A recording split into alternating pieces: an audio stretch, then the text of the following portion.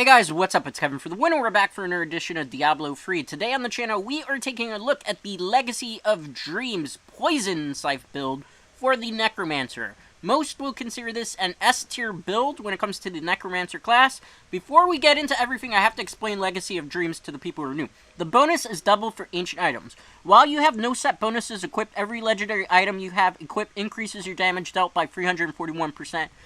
And reduces the damage taken by 2%. So basically what this means is anything that is not a set armor, which means set armors are green armors for those of you who are new, gets a bonus from this particular gem. So anything that's basically these orange things as you see here. And if they're ancient, legendary, rare with this borderline, they get that. So for this build, you need Andrel's Visage, attacks release a poison nova that deals 388% weapon damage as poison to enemies within 10 yards. You want Achille Karas, while above 93%. Primary resources, all damage take is reduced to 50. Razalif's Volition, Skeletal Mages gain the effect of the Gift of Death Ruin. You also want the Stone Gauntlets. Getting hit increases your armor by 50%, but reduces your movement speed by 15% and attack speed by 20%. This effect stacks up to 5 times.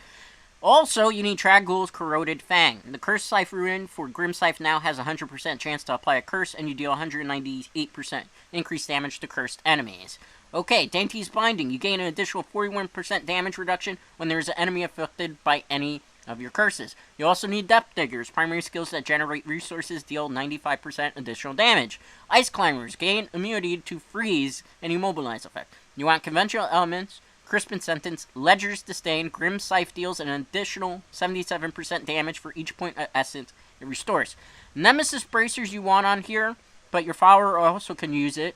Obviously Flavor of Time as well, but now the follower you can have those on it as well. For the skills, Grim Scythe, Curse Scythe. Bone Spear, Blighted Marrow.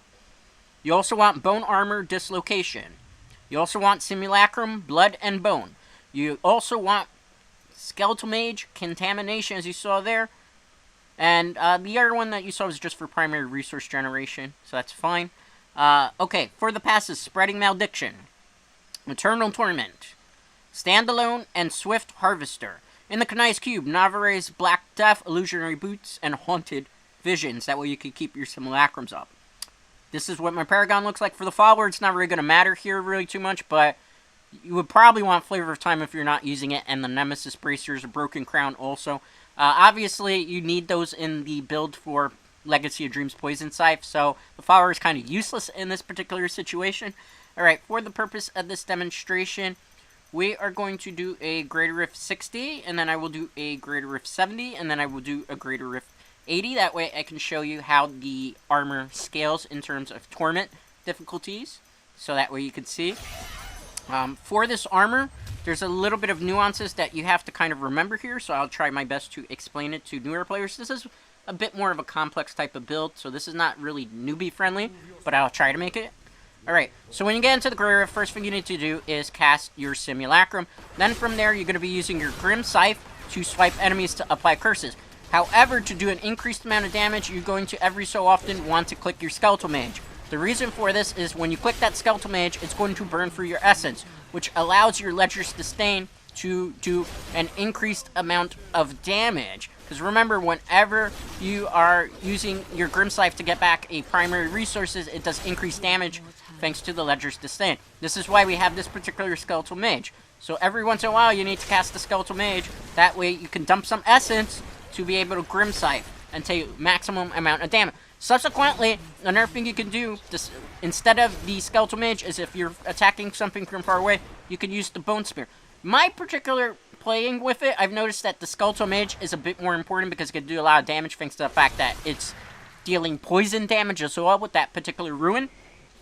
But you definitely need to do that. This is one of these armors where if you don't have maximum essence, you're actually doing more damage. So it's one of the few times you really want to burn through your resources so you can do more damage. There's one time and actually you can get reckless with your resources because you actually do more damage.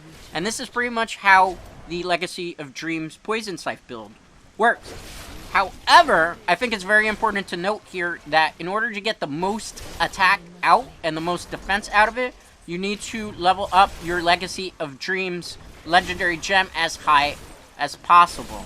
The higher the stat, the more damage you will dish out. It's very hard, I know, if you're just starting out to get that gem over to level 100, but if you can, the higher you get it, the more damage and the faster you'll be able to clear things and also get high leaderboard placement. So definitely that is the first gem out of any gem in this armor that you are going to prioritize first. And then from there, you want Bane of the Trap and Bane of the Stricken. The reason for Bane of the Trap and Bane of the Stricken is very, very simple. Bane of the Stricken, you're attacking a lot sometimes, especially at the higher grade rifts with your Grim Scythe. So you want to do that. Bane of the Trap, obviously you're applying curses, and some of those curses apply slow as well. So you're dealing more damage because you're affecting enemies with status effects. So that's why we use those gems. Something else I gotta point out with this build is obviously you see we use bone armor here. So it's very important to get 10 stacks of bone armor while you're doing everything else. You want to maintain your 10 stacks of bone armor, that way you could be a little bit more tanky. I like to try to save my bone armors as well for like when I'm running into elite packs or Riff Guardians, because obviously since we're using dislocation, we could stun enemies, case in point there, and we can kind of group them up and swing with the Poison Scythe.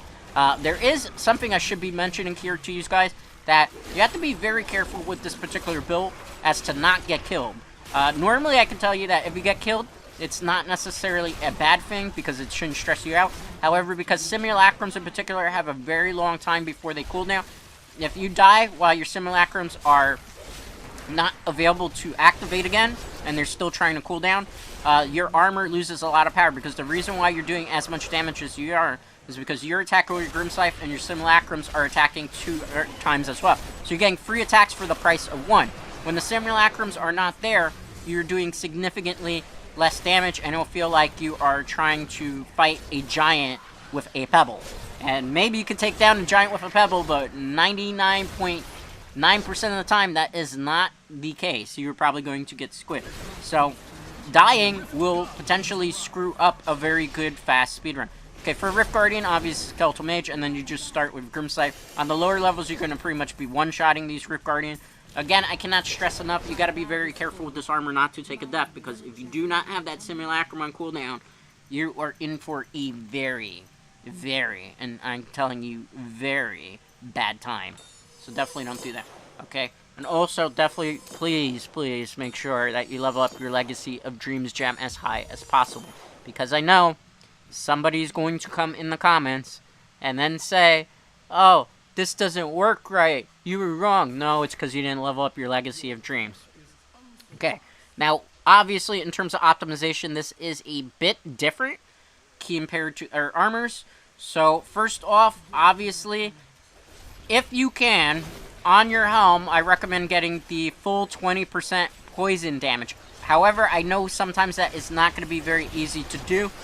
Subsequently, I also would recommend, because this is the Necromancer, and the Necromancer class in particular benefits from critical hit damage, that if you can get 6.0% crit hit damage on your helm. I know it's going to be a little bit harder to get that particular stuff and rolls on here, on top of getting an Ancient Legendary, so you can deal the most damage with the Legacy of Dreams gem. But yeah, you definitely need those things to do significantly better. Subsequently, the other thing that you are going to need to optimize would be your gloves, your stone gauntlets. So on your stone gauntlets, you would need, I would recommend, if you can, on those 3 stats, get crit hit damage 50%. I would recommend crit hit chance 6.0%. And I would recommend at least an attack speed of 8.0%. You really need that attack speed here, because since you're attacking with the Grim Scythe, if you can attack faster, you can put more curses and do more damage and stuff. Always remember with this build, you have to dump out your essence with your Skeletal Mages and then swing to do maximum damage. On the lower grade rifts, you can kind of get away with not dumping your essence because those enemies have less HP. But as you start going higher, particularly here where we're in a grade rift 70, you're significantly going to notice things will take longer to kill if you're not dumping that essence. Another way you can dump your essence, like I'm showing you here, is by chucking those bone spears around, because that's a good way to dissipate that, and they're also good at zoning thanks to the blighted marrow thing. But definitely you want to keep that, and also keep in mind that you have to maintain your bone armors, because if you don't maintain those stacks, you're not going to be as tanky as necessary you like to be. It's also kind of good here. Case in point here, I'm kind of getting forced into the corner, so what I'm doing is I'm trying to use my bone spears to try to zone for a while. Obviously, if you have to go back because they're just kind of cornering me there. You can, and then move around. Like I said before, the one thing you really kind of need to avoid doing is taking an unnecessary death when you don't have your simulacrums on cooldown. Because if you take an unnecessary death, things get pretty sour pretty quickly. I'm not saying that's not possible to never take a death in Diablo 3, because sometimes things are out of your hand, sometimes the AoE effect, sometimes the stalker things come out where they one-shot you if it hits you. So you definitely gotta pay close mind to that. Also, one of the things with this armor that you will have a tendency to do is probably get a little too aggressive. And if you get a little too hyper aggro and you're not paying attention, you walk into explosions, and that's pretty much auto death. Case in point there, ironically, I just jinxed myself. So in this particular situation, what would you do, let's say, if you took an unnecessary death and your simulacrums are on cooldown? Well, I would usually use my bone spears to just zone for a while. That way I could just wait for the cooldown to happen naturally. I would not try to engage any enemies, particularly in a fight, particularly elite packs. I would just wait to rock out the cooldown. Obviously, in this armor, I would recommend putting cooldown reduction wherever you can. Again, you're relying on various different roles, but definitely it's something to think of. You know, cooldown reduction hopefully will mitigate some of it. Again, though, like if you do take down unnecessary death and you lose your simulacrum, it's going to screw up your clear time, obviously. But on top of that, you just go, alright, there we go. We got it. I got to be a bit careful here. AoE effects going all off. We'll move around here a little bit. I'm going to stay a bit more passive. Alright, there we go. See, that's what you be very careful. I don't want to lose them again. If I lose them again, this run is pretty much all but over. So that's basically what you want to do. In terms of optimization, again, cooldown when you can to help out with the simulacrum, but really it's about the crit hit chance in your home, the poison in your home at 20%, crit hit damage on your gloves, attack speed 8 on your gloves, crit hit chance on your gloves. From there, movement speed, obviously, on your feet would be very beneficial. Subsequently, something else that you potentially would want to do is wherever you can power up your Grim Scythe to, or 50%, definitely use your Grim Scythe, Curse Scythe to do that. Definitely get it at 15%. You could put your Skeletal Mage at 15%. I don't think it's really going to help too much, but you can try it. Simulacrums at 15% can help, because remember, they will get a little bit of attack speed. But I feel like the most important thing is really just powering up your Grim Scythe with 15% wherever you can naturally, because that will just help you tremendously in terms of long-term play. Now, in terms of this armor, another thing that you're going to need to do is augment the armor with legendary gems. So again, if you're new to Diablo, what that basically means is that when you have access to the Kanai's Cube, you can level up your gems, or you can augment your armor with legendary gems at any level. My recommendation is when you augment a armor piece, and you can only augment if they're ancient legendary or primal ancient legendary. My recommendation is you do it at level 80 at first, to get you to the higher upper greater rifts, and then like for the super high greater rift, recommended is 100 plus level. The higher up, the better it is for you in terms of stats. So definitely consider that. And you'll be able to push the armor. This armor, generally every season, that was a clear time of 5 minutes because we got unnecessary death. This is going to be a greater rift 80 for you guys. Same strategy as before. Make sure you activate your simulacrums whenever you can. Keep in mind, at the beginning of the greater rift, you kind of have a couple of seconds where sometimes you can't click certain abilities. Also, one of the things is when you run into a corridor like this, there's not much you can do besides like play a bit more defensive. That's one of the good things also about Curse Scythe and LOD Poison Scythe Build, is that even though it can take unnecessary hits, it is a little bit more tanky. It's kind of funny because the AI right now is kind of programmed trying to screw me up here and have a unfortunate death. We're not going to do that. We're going to play a bit more passively here in this particular situation, we're going to recommend. But definitely, when it comes to Poison Scythe, when it's fully optimized, you got the stats and the rolls. And I will have a link in the description to a build for you via Icy Vein, a very good resource for Diablo 3 builds. I definitely would recommend stuff. Some people probably will come in the comments and ask, why am I not running Lyrics Crown? I am writing on the poison. I need the poison buffs from Andros Vicious. You can use Lyrics Crown. I just don't feel like it gives you enough long-term usage and a lot more benefits, because some people just like to get that stat on the gem to be a little bit more tanky. I'm going for attack. I'm always a guy that likes to just go attack and be maybe sort of like a glass cannon with one of my most of my builds. So That's why I do that. I'm about all the attack at getting the maximum attack stats possible to do the maximum amount of damage potentially that you can for whatever level that you're at the game. So that's why I do that. But yeah, you could run Luric's Crown. I don't necessarily recommend it. I think Andril's Visage is better, but that's my personal opinion. As always, like with every build, it's just that, a build. It's a recommendation, a guide. You could try it out for yourself and see what you like and tweak it as you feel fit. If you have your own Legacy of Dreams build that you'd like to share, you could do so in the comments if you want.